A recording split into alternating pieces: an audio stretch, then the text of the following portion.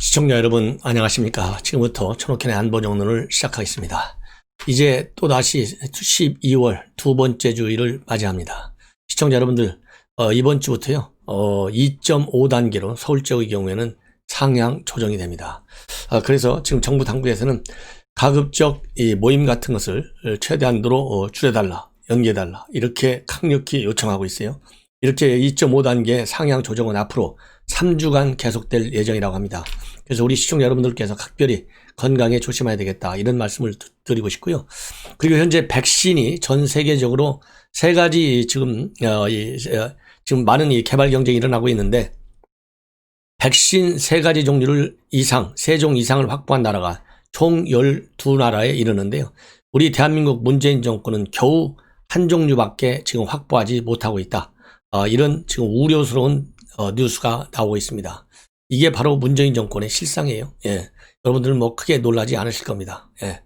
어쨌든지 간에 이렇게 해서 우리가 이번 주부터는 코로나 방역에 개인적으로 국가적으로 사회적으로 각별히 유의해야 되겠다. 이런 말씀을 드립니다. 자, 그리고 말이죠.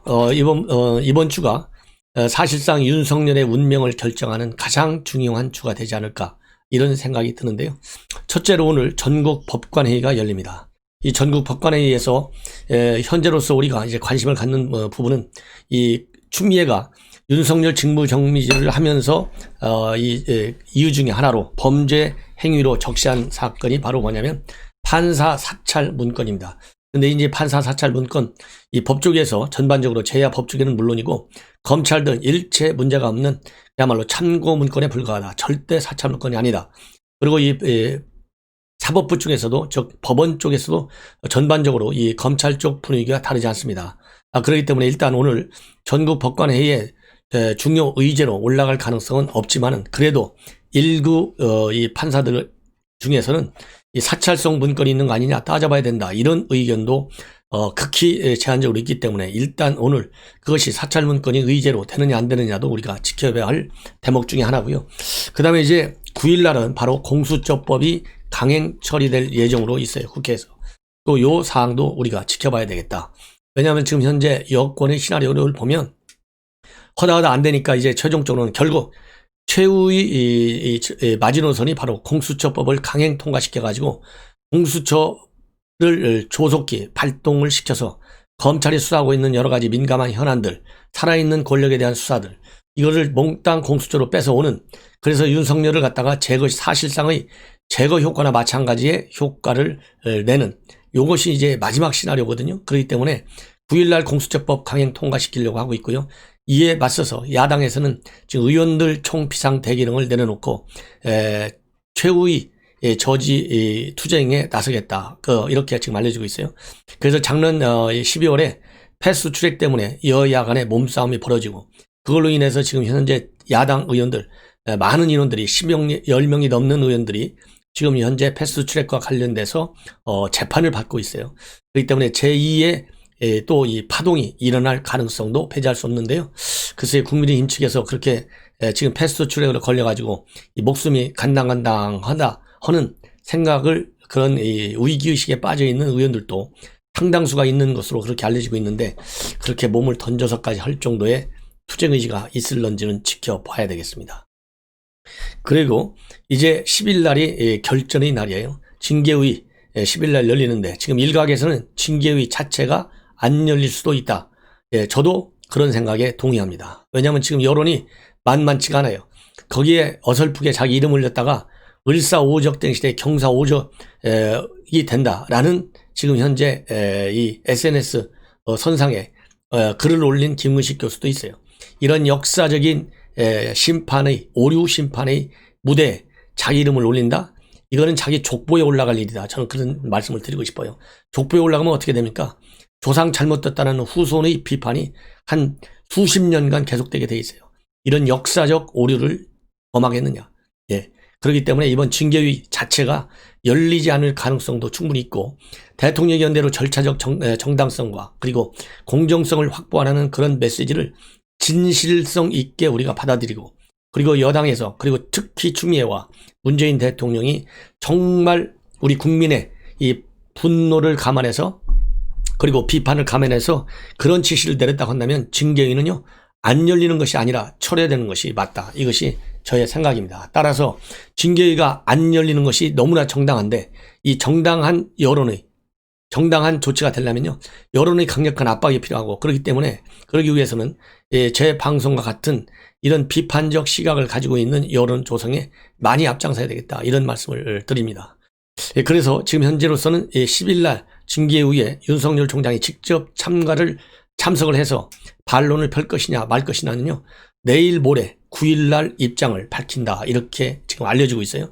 근데 참고로 이 국정원 댓글 사건과 관련된 검사 징계위에 당시 윤석열 총장은 참여한 바 있습니다. 그런데 지금은 이제 계급은 검찰 총수가 됐고, 그 당시에는 그냥 검사였고, 그리고 지금은 이제 당사자 문제 중에서도 대한민국 법치주의와 직접 연결된 그런 일이기 때문에 윤석열 총장이 직접 참가하는 게 저는 좋다, 이렇게 판단이 되지만, 또 여러 가지 정치적인 또 이 함수들이 있어요. 장단점이 있기 때문에 최종적으로 윤석열 총장의 참석 여부는 본인이 더 잘 결정하지 않겠나, 이런 생각이 들고요. 저는 직접 격에 맞고 안 맞고를 떠나서 직접 참석해서 강력히 반박을 하는 것이, 왜냐하면 이거 사법사상 초유일이지 않습니까? 사법사상 초유일이고, 그 다음에는 대한민국 법치주의를 살리느냐 아니면 죽이느냐의 갈림길에 선 그런 우연이에요. 이런 역사적, 정치적, 법률적 의미를 감안해 볼 때 그것이 가장 큰 참석 여부의 변수가 될 것이고, 그런 측면에서 본다면 윤석열 총장 정말 속된 말로 안 이굽지만은 참석해서 강력히 추미애를 반박해서 역사의 기록의 한 페이지에 육성 녹음이 게재되기를 저는 강력히 바라고 있습니다. 자, 이러는 가운데 이제 오늘 매주 월요일이면요, 여론조사가 나와요. TBS 의뢰로 리얼미터 TBS가 아닙니다. 죄송합니다. YTN 의뢰로 여론조사 결과가 나와 있는데요. 흔한 말로 폭삭폭삭 떨어지고 있습니다. 급락하고 있어요. 대통령 지지율 지금 리얼미터에서 얼마가 나왔냐면요, 37.4%가 나왔어요. 그래서 리얼미터에서 문재인 대통령을 여론조사한 이후로 최저치가 나왔다. 그리고 낙폭도요, 최대폭으로 떨어졌다고 합니다. 6.4%가 떨어졌어요. 이게 바로 긍정평가율의 실상이에요. 이게 제대로 평가하면 사실상 30% 아래로 떨어질 가능성도 충분하다, 과거의 경험에 보면. 그 다음에 부정평가율은요, 5.2%나 높아졌어요. 그래서 57.4%에 육박하고 있다. 이것이 대통령의 여론조사 결과입니다. 이걸 보면, 오늘 이걸 보면 그야말로 다시 한번 청와대 비상이 걸리고, 바로 오늘 이 여론조사가 10일 날 열리는 이 징계의 강행 결정을 밀어붙이느냐 말 것이냐는 라고 하는 큰 변수가 될 것이다. 그런 점에서도요, 이 징계위원회 안 열릴 가능성, 또 연기될 가능성도 충분히 있는데, 연기 갖고는 절대 만족하면 안 돼요. 철회해야 됩니다. 이제는 더 연기하는 것은 정말 대통령 능력, 우리가 뭐 없는 거 다 아는데, 이거는 없다라고 우리가 확인하는 차원이 아니라 우리 국민의 실망, 국민의 자존심이 너무 상해요. 그러니까 철회하라, 이런 말씀을 다시 한번 드리고 싶어요. 우연히도 지난 3일 날 리얼미터가 TBS 의뢰로 실시한 여론조사에서도 직무 수행률이 37.4로 나왔어요. 이걸 우연이라고 봐야 될지, 조작이라고 봐야 될지, 이거 뭐 이 기법의 차이에서 오는 거라고 말해야 될지 뭐 잘 모르겠는데요. 이것만 보더라도 어떻게 소수점 한 자리까지 같을 수가 있겠어요? 더군다나 똑같은 리얼미터가 불과 며칠 차이로, 이거 여론조사 리얼미터 한번 조사해야 되는 거 아니에요? 법적으로 강제 자료들 전부 압수해갖고 조사해야 될 필요성이 있는 것 같아요, 이 대목에서. 그러니까 정치적으로 합리적 추론을 해본다면 그 아래로 빠지는 것은 좀 심하잖아? 그러니까 이 정도에서 마무리하지. 이렇게 해서 37.4%로 이게 좀 기계적으로 좀 뭘 한 것이 아닌지 정말 들여다봐야 될 필요가 있지 않나, 이런 생각이 듭니다. 그리고 지역별로요, 어디서 이렇게 빠졌냐면 대단한 것이 말이죠, 결국 호남에서도 빠지고 있어요. 14.2%가 빠졌어요. 그리고 충청권에서도 굉장히 두 번째로 많이 빠지고 있어요. 대전, 세종, 충청 13.7%. 그리고 부울경은 뭐 빠지는 거 맞죠? 뭐 9.7. 이런 걸 보면 이 호남 지역에서 빠졌다는 것은 서울 지역에도 호남 사람들이 많이 살잖아요. 그리고 부울경 9.7% 빠졌다. 그러니까 이게 결국은 내년도 재보궐선거에 상당히 경고음이 올리고 시작했다. 그 다음에는요, 또 문재인 대통령의 탄탄한 지지층이 뭐냐면 여성이에요. 9.9%가 빠졌어요. 그리고 정당 지지도가 31.3, 국민의힘, 민주당 29.7. 그래서 국민의힘은 3.4%가 올라가고 민주당은 4.4%가 떨어져서 5차 범위 내에서 역전이 지금 되고 있다. 이런 말씀을 드립니다. 이걸 보면 이제 앞으로 이 공수처법 강행 여부에도 상당히 큰 변수가 된다. 이런 말씀을 드립니다. 이 원인은 여러분들 잘 아시다시피 부동산 문제와 추미애와 윤석열 갈등 이 두 가지가 가장 큰 요인이 되고 있다. 이렇게 여러분들께서 이해하시면 될 것 같아요. 그리고 또 하나 중요한 놀랄만한 여론조사 결과가 나왔는데 이것도 리얼미터 조사 결과입니다. YTN 의뢰로 추미애 혼자만 사퇴하라. 이것이 44.3%예요.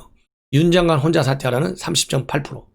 그리고 동반 사퇴는 12.2%입니다. 이걸 보면 무려 15% 정도의 압도적 두 자리 숫자로 추미애만 사퇴하면 된다. 이것이 지금 현재 여론의 추이예요. 그리고 이 민주당 지지자의 64.0%는 윤 총장만, 국민의힘 지지자 가운데 83.3%가 추 장관만 사퇴해야 된다. 그래서 보수와 진보 사이에 이 편차가 무려 20% 정도 차이로 자기 쪽 선수에 대한 지지율이 강하다. 이렇게 말씀을 드리고 싶습니다. 그리고요, 이 추 장관만 사퇴해야 된다는 여론, 바로 서울 지역에서 제일 큰 걸로 나타나 있고요. 그리고 세종 지역에서 충청, 그러니까 세종, 대전, 충청에서는요 무려 3.3%가 추 장관만 사퇴해야 된다. 이렇게 지금 나오고 있고, 이와 상반되게 호남 지역에서는요 윤 총장만 사퇴해야 된다는 의견은 불과 36.6%가 되지 않는다. 예, 이런 걸 보면 결국은 추미애를 대통령이 빨리 잘라내는 결정을 내려야 되고, 이것은 차기 개각과 관계없이 조치를 선조치하는 것이 그야말로 정권의 체면, 운명이 어느 정도 결정됐어요. 체면 유지에도 그렇지만요, 대한민국의 법치주의의 실상을 지금 국제사회가 지켜보고 있어요. 그런 측면에서도 문재인 대통령이 결론을 내려야 된다. 이런 말씀을 드리고 싶고, 연령별로 보면 50대, 60대, 70대 이상에서 절반 이상이 추미애만 사퇴하면 된다. 그리고 40대에서는요 좀 팽팽합니다. 48.8%가 윤 총장만 사퇴하자. 이렇게 나오고 있어요. 그런데 이제 문제는 뭐냐면 20대가 지금 잘 모르겠대요. 잘 모르겠다는 20대가 20.1%입니다. 그래서 유보적 의견을 보이고 있다. 이거는 바로 우리 시청자 여러분들께서 전옥현의 안보정론 본 방송을 20대 자녀나 또 이 친인척, 지인분들 있으면은 꼭 많이 좀 여러분들께서 홍보를 해주셨으면 좋겠습니다. 이제는 20대의 설득이 이번 여론조사 결과 나온 우리의 과제다. 이런 말씀을 드리고 싶어요. 그리고 현재 추미애가 또 잘못된 것이 말이죠. 이렇게 여론에도 있지만은 검사징계법 잘못됐다. 그래서 헌법소원도 내고 이 가처분 신청을 통해서 검사 이번 징계위 이거 열려서는 안 된다. 지금 윤석열 총장이 지금 법적 투쟁에 나섰지 않습니까? 그런데 이게 참 웃기는 게 말이죠. 이미 여당에서는 지난 9월 달에 민주당 주도로 이 검사 징계위원회에 징계위 구성에 문제가 있다. 즉 검사징계법상의 공정성에 의문을 제기하고 있어요. 그 이유는 바로 윤석열 총장이 헌법소원과 가처분 신청을 낸 것과 마찬가지로 법무장관이 지나치게 전권을 많이 행사해서 징계의 결정의 공정성에 상당히 의문이 될 수밖에 없다. 그래서 수정안을 내놓고 있고, 이 수정안이 내년도 1월 달에 이제 발효되게 돼 있어요. 이미. 그런데 이 한 달 반 후면은 없어지게 될 이 악법, 잘못된 법, 악법이라고까지는 그렇지만은요, 잘못됐다고 인정된 여당 스스로가 이 법을 가지고 윤석열 총장을 밀어붙이는데, 당연히 헌재에 올라가면 헌법재판소가 아무리 지금 좌파가 많다고 하더라도 자기네 민주당에서 이게 잘못된 법이라고 다 인정해갖고 당론으로 해서 효과 발휘가 지금 이제 한 달 반밖에 안 남았는데, 법적 효력 발휘가, 이 낡은 법을 가지고 헌재가 재판을 해서 윤석열 패소 처분한다? 그러면 헌법재판소 이거 해체해야 됩니다. 폐지시켜버려야 돼요. 헌재 찬성할 때부터 말이 많았잖아요. 그래서 이런 만약에 판결을 한다면 헌재는 그야말로 해체의 운명에 들었을 것이다. 저는 그런 말씀을 드립니다. 이거 하나만 보더라도 법조계에서 추미애가 얼마나 정말 잘못된 무리한 징계를 추진하고 있느냐, 이렇게 되는 것이죠. 그리고 또 하나 이제 무슨 문제가 생기고 있냐면, 그래서 이 지금 현재 외부위원이 3명이거든요. 이거를 5명으로 늘리는 걸로 지금 추진하고 있어요. 그래서 이 중 3명은, 이 중에서 3명은 변협회장, 그 다음에 한국법학교수회 회장, 법학전문대학원 협의회 이사장, 각각 1명이 추천하도록 이렇게 돼 있는데, 지금 이제 문제는 설령 10일 날 징계가 열린다 하더라도 외부에서 위촉되어 있는, 대개되어 있는 3명이 꼭 추미애 뜻대로 중징계를 내리겠느냐. 왜? 지금 봐봐요. 대한변협에서 추미애 잘못됐다고 그랬죠. 한국법학교수에서도 추미애 잘못됐다고 그랬어요. 전 검사들이 잘못됐다고 했어요. 지금 판사들도 같은 생각이에요. 이 정도가 되면 양심이 있는 징계위원이라 한다면 추미애에 의해서 임명됐다 하더라도 거기에 찬성표를 던지기에는 자기 생명이 위험하다. 자기 이름줄에 빨간색야말로 이 주홍글씨를 쓰는 것이다. 그런 점에서 징계위가 열린다고 해서 추미애 그림대로 그려지지 않을 가능성도 상당하다. 이런 지금 비판이 나오고 있고, 그러다 보니까 징계위가 재판처럼 장기화될 가능성을 그런 이 점치는 또 우려하는 그런 의견도 많이 나오고 있다. 이렇게 지금 보여집니다. 더군다나 지금 현재 윤석열 중에서 하나의 신의 한 수, 묘수, 이용구 차관은 악수를 뒀다고 하는데요. 많은 법조인들, 저도 마찬가지입니다. 저는 묘수를 뒀다고 생각해요. 왜 그러냐면 앞에서 말씀드린 대로 민주당이 지금 이 법을 개정하려고 하는데, 이 개정하려고 하는 것은 법이 잘못됐기 때문이잖아요. 그리고 마침 이용구 차관이 검토해보라는 법관징계법을 보면 윤석열 총장이 제기한 문제점들이 법관징계법에는 거의 다 없어요. 그렇기 때문에 이번 징계위 열린다 하더라도 이 걱정을 덜 해도 될 수도 있어요. 예, 될 수도 있는데 더 큰 문제는 뭐냐? 이용구와 그 다음에 심재 처리됐던 이종근이 됐던 이런 사람들이 기피 만약에 우연으로 들어가면 윤석열 총장 기피 신청을 낸다. 이렇게 돼 있고, 지금 현재 이 사람들 명단을 안 주고 있거든요. 사생활을 보호해야 된다. 이 징계위 운영에 영향을 준다. 말 같지도 않은 얘기를 추미애가 들이대고 있는데 현장에서 기피 신청할 예정으로 있다. 이 현장 기피 신청이 하나의 이 묘수가 아니겠느냐. 신의 한 수다. 저는 그런 생각이 듭니다. 그리고 말이죠. 문자를 이용구하고 그다음에 이종근 투, 그다음에 장관의 보좌관, 조보좌관이죠. 이 셋이서 텔레그램 방에서 이 윤석열 총장의 이 징계 문제를 사실상 논의한 정황이 잡혔잖아요.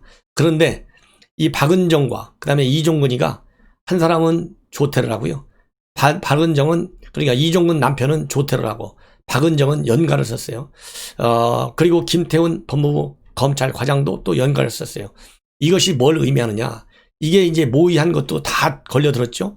불법으로 감찰했는데 추미애가 했다는 비판을 받고 있고, 거기에 대해서 지금 역감찰 수사가 대검 조남관 차장이 지시해서 수사가 지금 진행되고 있어요. 감찰이. 이런 것을 보면 이제 박은정과 이종근이가 결국은 이 형사 재판에 대비하는 것이 아니냐.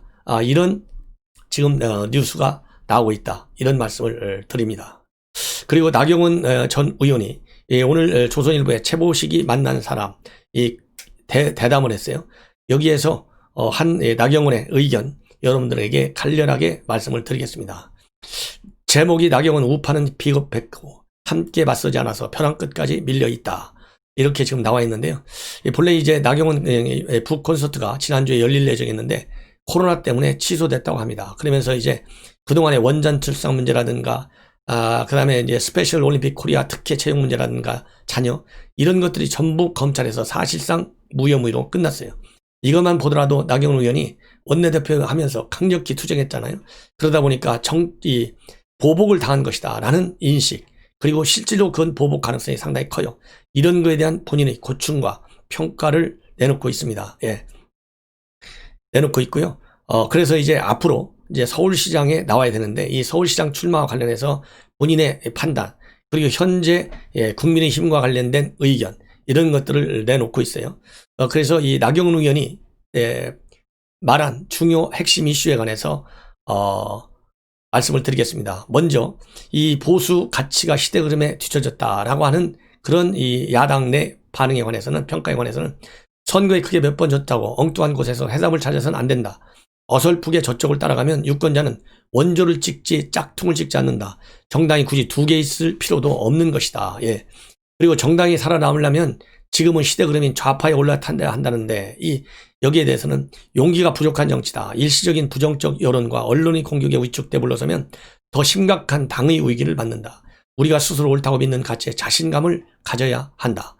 그리고 이 당 확장성을 위해서 중도로 가야 한다는 강박관이 있다. 여기에 관해서는 기득권 개혁은 필요하지만 당 이념과 정체성을 바꾸는 것은 답이 아니다. 사실 중도는 움직이는 유권자를 말하는 것이 이념이 아니다. 보수와 진보 이념이 있고 시대 상황에 따라 이 중 하나가 선택받는 것이다. 물론 중도 유인 정책이나 포퓰리즘을 채택할 수는 있다. 하지만 우파 정당이면 이를 좌파식이 아닌 우파식으로 내놔야 한다. 그리고 수구 기득권이 반발이라는 그런 문제에 관해서는 우파가 왜 수구인가? 현 정권과 같은 좌파가 시대에 뒤떨어진 수구다. 물론 뜬구름 잡는 식의 이념에 매달리면 안 된다. 우파적 정책 대안을 내놔야 한다. 교육개혁, 노동개혁, 규제개혁 등에서 얼마든지 우파가 국민의 삶에 어필할 수 있다고 본다. 예. 그리고 지금 이제 이 국민의힘 의석수 절대 열세를 감안해도 지금 모든 것이 여당 뜻대로 가고 있는데 여기에 대한 질문은 답변이 당초 여당이 법사위원장을 차지하고 다른 상임위원장 7개를 준다고 했을 때 협상해야 했다. 그걸 포기하는 바람에 입법부를 저쪽에 다 내줬다. 예.